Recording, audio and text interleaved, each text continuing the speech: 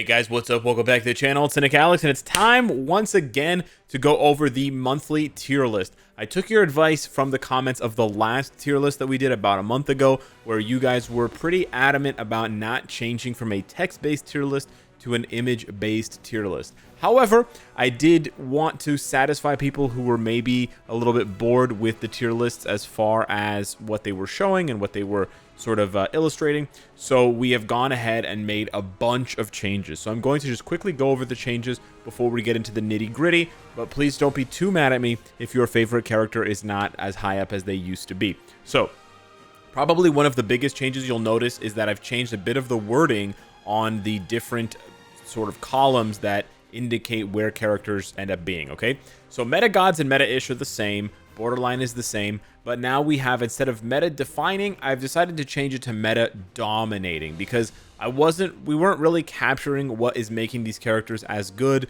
by saying meta defining, and it sort of left wiggle room that I think a lot of people didn't like for characters like Doctor Strange, which in the one hand I agreed with, but on the other hand, hey, it's got to be a representation and a reflection of how the players feel, not only myself, right? Obviously, this is my tier list, but, you know, I do want to reflect how the community feels about these different characters. And then for the lead support category, rather than just having two columns that are the same, I decided to differentiate them in terms of their value. So in the leftmost column, the one that's closer to the god stuff, we have the leads and supports, which are sort of like lead support gods. Very, very strong support characters, because let's be honest, there's a massive difference between how good White Fox is as a support and how good Angel is or Ghost is, right? These characters are nowhere near as good as the other characters, with a few key exceptions, but we'll get into that a little bit later. And then for the out of the meta, we shifted it over here so that we could talk about free-to-play gods, because I wanted to put Nimrod there, or sorry, not Nimrod. I wanted to put, why did I say Nimrod? I wanted to put Spot there. And we'll talk about Spot a little bit later, but that is why free-to-play gods has now been moved over here. Besides that, the rest of the sort of spring cleaning that I did involves moving characters around, most notably just shifting characters from the left over to the right, just moving them away to more clearly represent the evolving meta of the game and how things are sort of changing. The only other change we made, I know there's a lot of changes, is that I got rid of the support god tag from the support, or sorry, the striker god tag from the support icon. There weren't many characters that had the support tag without actually being support characters, so don't worry, characters that have support abilities still have their support tag, like Mantis, M'Baku, Beast, Chasm, Green Goblin, Shuri, like they still all have it. However, characters like Rachel Summers, for example, who previously had the support tag or the support icon because she was a really good world boss striker, those have been removed. And the reason why those have been removed, and the reason why I won't be tracking it moving forward, is by and large, striker attacks don't matter anymore. Striker attacks can do a variety of damage, but it's really the striker effect that matters, whether it's ignore dodge, increased damage to supervillains, or what have you. But you can't apply any striker effects to bosses anymore. So unless the striker is applying some sort of buff to the player or leaving heals or something like that, in the case of someone like Venom or Groot, then it won't matter at all. So if they're just, you know, jumping in and they have like a paralysis kind of effect or a mind control effect, in the past we have, you know, classified that as a striker god support type buff. We're not going to do that anymore. I know that it still matters for things like World Boss Ultimate, but yeah, I don't think it's worth tracking down, and frankly, all players are trying to rush World Boss Legend as soon as possible, and that is where sort of the confusion will end up lying. So yeah, with that being said, there's a lot more, so let's jump right in. Before we get to the new characters, I got to talk about all the random bolded characters that are not from this update that have been moved around. So let's just get to it. Destroyer was moved up from the... I don't know why it's not... Oh, right. Okay. Anyways, Destroyer was moved up from needs rework to borderline. I think he is good enough for PvP as a reflect threat to be a borderline meta character. So I put him there. Scream, Absorbing Man, Cull Obsidian, and Juggernaut were all in meta-ish. But I felt like there was just a clog up of combat types in these three categories that just didn't deserve to be there. They've all been replaced. I mean, Juggernaut and Absorbing Man were once upon a time the best for ABX, but they have since been replaced. Cull Obsidian doesn't really have a lot of action right now out of some limited Alliance Conquest stuff. And Scream, although being a pretty strong combat female hero, just doesn't have a lot of value outside of that. So I feel like they're more in line with their value, and it more accurately reflects what players can expect from them. Nick Fury is bolded, not because he's a better, I mean, he is a better support than everybody else he's surrounded by, but because with Secret Invasion now in its 2nd episode, moving into its 3rd episode next week, we are now only a few months away from seeing him getting a uniform. So, you know, every character from a Disney show, from a MCU Disney Plus show, has gotten a small update in Marvel Future Fight. I expect nothing different from Nick Fury. This is going to be a massive upgrade when it happens. So just keep that in mind if you want to start preparing for this. Again, it's still a couple months away, but Nick Fury is going to absolutely bomb the game with how strong his support is. People forget how good of a support he is. His support includes the leadership, right? It's like 50% attack to hero allies. His passive, which is like Shuri's passive, it's very strong. And then he also, in the passive, he gives super armor, which is insanely good for helping characters not get guard broken in PvE content. So Nick Fury is going to really impact the meta this year when he gets upgraded, so look out for that. And then I moved Wasp from meta-ish to lead support because she's getting a lot of play in things like Otherworld Battle, but not as anything other than a support. So I think that sort of justifies where she belongs. And then Hela, I actually moved her up from borderline to meta-ish, and actually to the top of meta-ish, ahead of characters like Thena, Jane Foster, Sentry, Supergiant. And the reason for that is primarily Otherworld Battle. She's seeing a lot of work and use as a support character for that. She's a little bit stronger offensively than some other support characters, but you could certainly make the argument, that Hela actually deserves to be here as a sort of primarily very strong support character, because her damage doesn't really keep up with the likes of the characters that I put here, Thena, Jane Foster, etc. And actually, Jane Foster is probably a little bit ahead of Thena, but it really depends on what your take is for Hela, right? But yeah, at the very least, she is a very good support type to try and crush those all-hero teams that you sometimes see in PvP. And then I moved Iron Man and Storm down. Now, this is probably where I'm going to get some flack. I actually had Iron Man at the top of meta dominating, but that was when it was meta defining. And at the time, I thought, the justification was Iron Man, he can be a supervillain and a superhero. He can carry you through so many stages of World Boss Ultimate, World Boss Legend. He can do so many days of ABX and ABL, right? His overall value and his overall defining traits, right, were very meta defining. Since then, he's been replaced in a lot of content by stronger characters, whether it's Magneto for ABL or whatever, Star-Lord for this or that. And he's still very good. Iron Man is still very, very, very good. I still consider him a meta god, which is no insult to him, but he's not dominating the meta right now. And that's why I wanted to also make the change. He's not, Iron Man is not dominating the meta in any one facet or another. And frankly, this is going to be difficult for me in general to rank the the blast types for dominating the meta, because I don't think any one of them is really dominating the meta more than another. So it's actually really tough for me. I actually might do this for the time being, because this is probably the closest I'm going to get to having a good example of what what you can expect from blast types that are currently dominating the meta in different game modes. So it's a difficult thing to gauge, and it's something that's certainly going to fluctuate as time goes on. But yeah, not dominating the meta. Now, Storm is technically dominating the meta. However, she's only dominating that one particular stage of ABL, right? That one particular day every 2 weeks.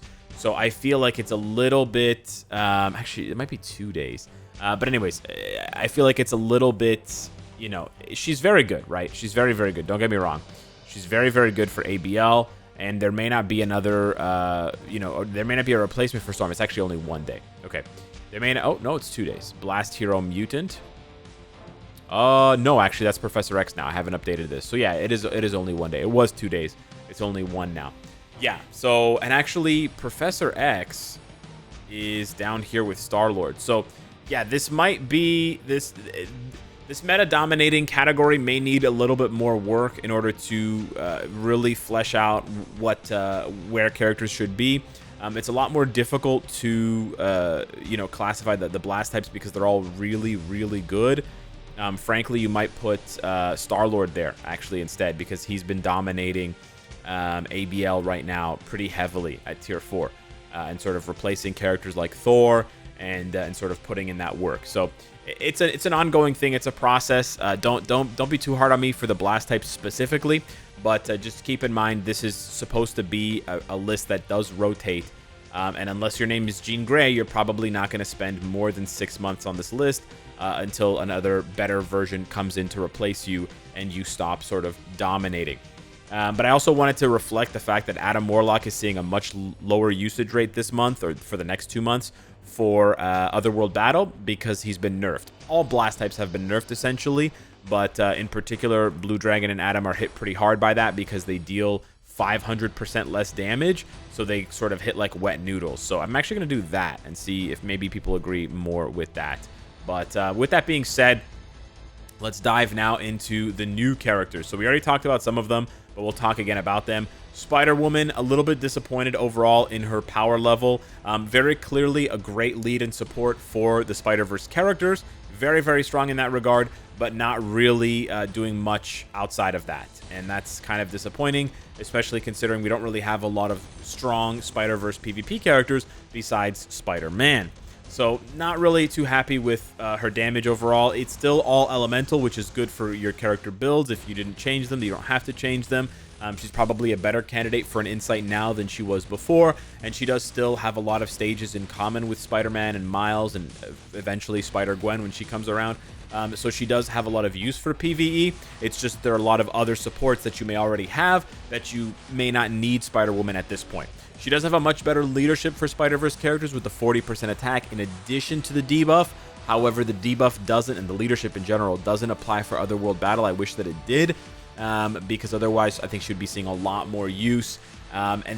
Frankly, what you end up having to do with Spider-Woman, if you want to field, let's say, a complete Spider-Verse team, is if you don't use her as a lead for something like Conquest or Timeline Battle, then you end up having to also field Wasp. And then at that point, you're bringing in a lot of weak characters who die really quickly, don't do a lot of damage, don't have iframe ignore, and you can't really win like that when 40% of your team is dragging you down.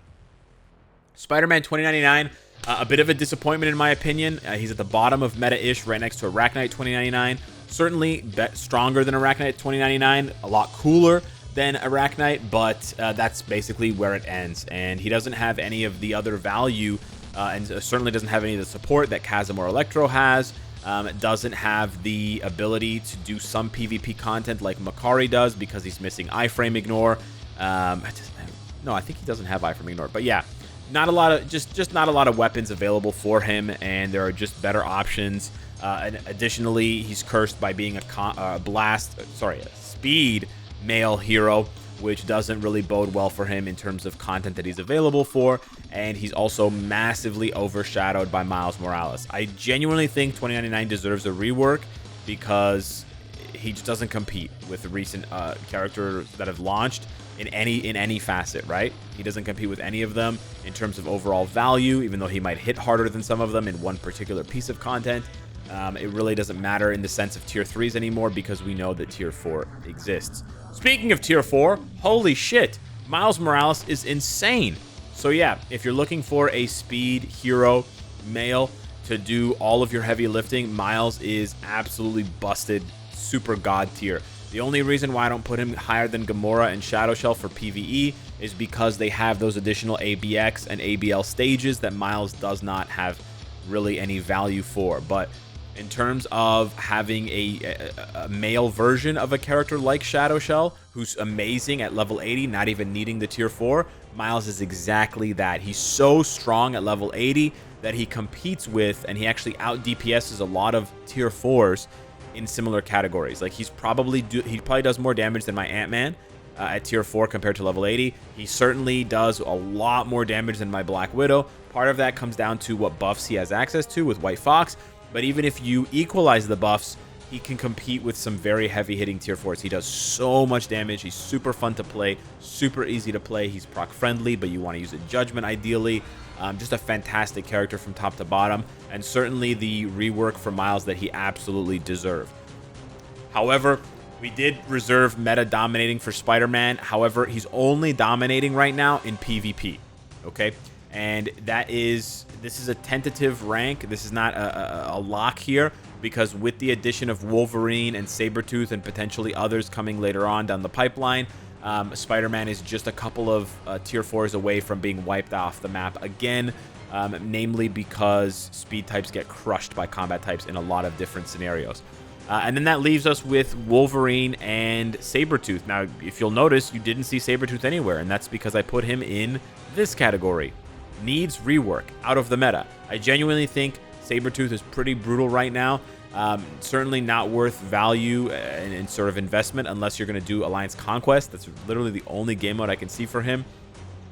Yeah, sadly, he just doesn't do enough damage, doesn't have enough survivability, doesn't have enough tools available to him to really do well, is not proc friendly. There's just a lot working against this character, and he's just a more expensive, worse version of Wolverine, which really, really hurts his stock. And then, yeah, we come to Wolverine, the last one here. Absolutely dominating PvP. Certainly not going to push the envelope at all for PvE. So in terms of overall domination, it's a bit of a question mark, you know, in terms of how many people end up adopting him. I know he's a very popular character, so it's likely that he'll be adopted far and wide by the player base, but we have to wait and see. But, you know, 7 seconds of immortality plus all of the auto healing makes him as much of a headache to deal with as Adam Warlock, potentially more. So we have to just wait and see how things shake out. But right now, he does appear to be one of the best counters to Spider-Man. And that is meaningful because Spider-Man has been a massive headache, probably only second to Jean Grey, right? Spider-Man tier 4 is insanely strong, especially with the artifact synergy, and he makes quick work, he makes short work of almost every character who can't tank his damage or kill him before he blasts off too many of those. And of course, the revives help tremendously for that with characters like Jean and stuff. But yeah, so Wolverine could create a sort of triangle effect between these other characters. We'll have to wait and see how that shakes out, but I think it's a pretty confident ranking for him right now because he's certainly going to dominate the PvP meta. I don't think he has any chance of dominating the PvE meta, just to be clear. Like, Namor obviously does more damage than him with a similar build. Dr. Octopus, same sort of thing. It's possible that even Carnage does more damage than Wolverine for PvE content with a similar build. So it's a bit unfortunate from the PvE side of things, but from the PvP side of things, I think he's #1 in the combat category. And it's just, you know, I guess for the speed types, I'm looking at this now, I guess for the speed type, it doesn't make sense to not have at least Shadow Shell here, if not Shadow Shell and Gamora, because we do have Dr. Octopus and Namor here. And Dr. Octopus and Namor are essentially doing for combat types in PvE what Shadow Shell and Gamora do for speed types in PvE. So this might make a bit more sense. This might be a little bit more balanced. But it's still a work in progress, so I would love to hear your feedback and to know what you think of this new tier list. Thank you so much for watching the video. Hit me up in the comments down below with your thoughts. Smash the like button to help out the channel, and I'll see you in the next one. Take care.